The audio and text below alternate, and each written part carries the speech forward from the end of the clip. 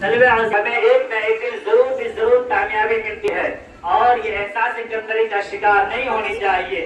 یہ علم کا حاصل کرنا، یہ فرشتوں، یہ اللہ تبارک و تعالیٰ نے قرآن یہ ہے حدیث خیرکم من تعلم القرآن وعلمہ، تم میں ہر سب سے بہتر وہ شخص ہے جو قرآن سیکھے اور سکھائے۔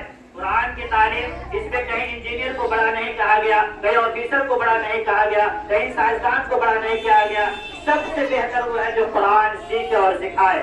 مدرسے کی تعلیم کا مقصد اور مقصد اصلی یہی ہے تاکہ قرآن اچھے لحاظ سے پڑھنا آ جائے، قرآن کے جو پڑھنے کا طریقہ ہے وہ آ جائے، اصول و ضوابط کے تحت پڑھنا آ جائے، قواعد کے تحت پڑھنا آ جائے، قراءت کے تحت پڑھنا آ جائے۔ قرآن تو سبھی پڑھتے ہیں، لیکن قراءت کے ساتھ، اتنے قراءت کے ساتھ، حروف کی ادائیگی کے ساتھ یہ مدرسے میں سکھایا جاتا ہے۔ ہمیں اس پر محنت کرنی ہے، آپ اس پر محنت کریں گے تو انشاءاللہ دنیا میں بھی کامیابی ملے گی اور آخرت میں بھی بہترین کامیابی ملے گی۔ اسی علم پر دونوں جہاں کی کامیابی